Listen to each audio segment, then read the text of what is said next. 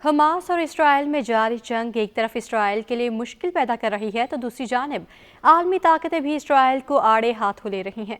तुर्क सदर रजब Tayyip Erdogan ने एक बार फिर इसराइली वज़ीर-ए-आज़म नेतन्याहू को शदीद तनकीद का निशाना बनाया है। गैर मुल्की मीडिया रिपोर्ट्स के मुताबिक अंकारा में तकरीब से खिताब करते हुए तुर्क सदर ने कहा कि नेतन्याहू हिटलर से मुख्तलिफ नहीं है। हिटलर ने दहाइयों पहले यूरोप में जो कुछ किया, इसराइली वज़ीर-ए-आज़म गजा में उससे कुछ कम नहीं कर रहा। तुर्क सदर रजब तैयब एर्दोगान का कहना था कि नेतन्याहू तो इतना अमीर है जितना हिटलर भी नहीं था।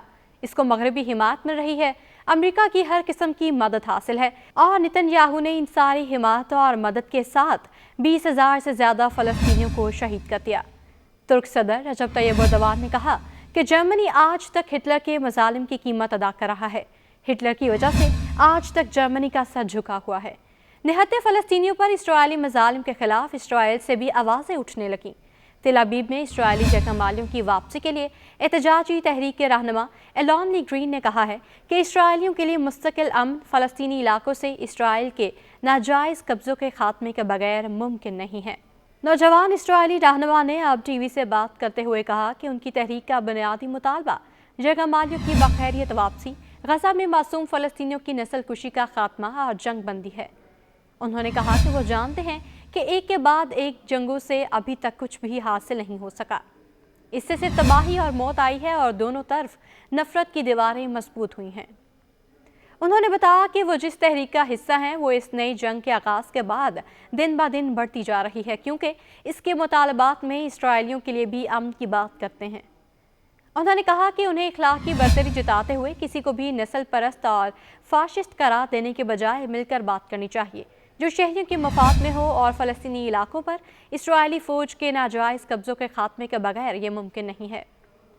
एलन ली ग्रीन का कहना था कि इस तरह लाखों गैर इसराइली शहरियों को कंट्रोल करने की कोशिशों से इसराइल में अमन नहीं आ सकता। इससे सिर्फ मज़ाहमत और तशद्दुद पैदा होगा और हम देख सकते हैं कि कब्ज़े की ये पॉलिसियाँ हमें किस तरफ ले जा रही हैं। दूसरी जानिब हमास ने पूरी दुनिया से अपील की है कि इसराइली हमलों के शिकार फ़लस्तीनी अवाम से इज़हार यकजहती के लिए 29 से 31 दिसंबर तक भरपूर मुजाहरे किए जाएं।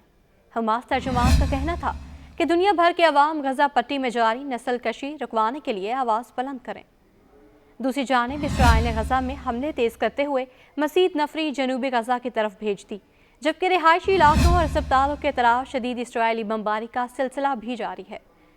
गजा में गुज़श्ता 24 घंटों के दौरान इसराइल के जारहाना हमलों में 2 सहाफ़ियों समेत मज़ीद 300 से ज़्यादा फ़लस्तीनी शहीद कर दिए गए। ख्याल रहे कि 7 अक्टूबर से अब तक गजा पर इसराइली हमलों में शहीद फ़लस्तीनियों की तादाद 21,320 से तजावुज़ हो चुकी है, जबकि 55,603 अफराद ज़ख्मी हुए हैं।